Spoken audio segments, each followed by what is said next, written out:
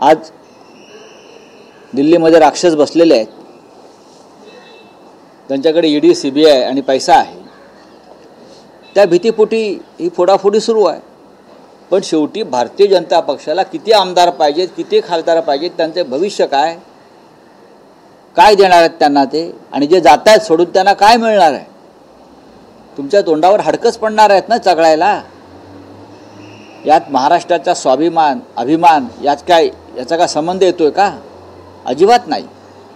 आमच्या आमदार आणि खासदारांना फोडण्याचे जरी प्रयत्न झाले किंवा माननीय शरद पवार साहेबांच्या खासदारांना आमदारांना फोडण्याचे प्रयत्न झाले किंवा होत आहेत असं म्हणूया, ह्याच्यामध्ये मुखवटा कोणाचा गळून पडतो आहे? देवेंद्र फडणवीस, नरेंद्र मोदी आणि अमित शहांचा।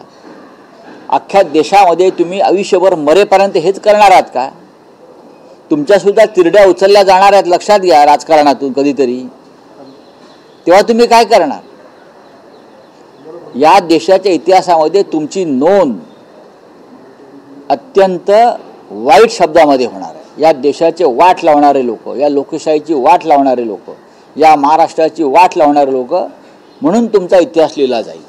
रावसाहेब, काल मनसेच्या बैठकीत राज ठाकरेंनी एक गौप्यस्फोट केला आहे की भाजप मनसेबरोबर युती करायला तयार होती, पण शिंदेंमुळे मनसेचा युतीतला सहभाग रोखला गेला आणि जे लोकसभेत झालं तेच विधानसभेत झालं। भाजप तयार होती पण शिंदे तयार नव्हते। आता ह्याच्यावरती मी कसं काय मत व्यक्त करू बरं का? मनसेचा वापर होतो आहे, तो वापर कोणाविरुद्ध होतो आहे?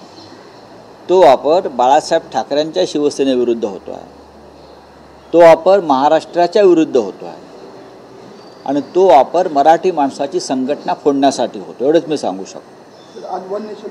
बोलिए।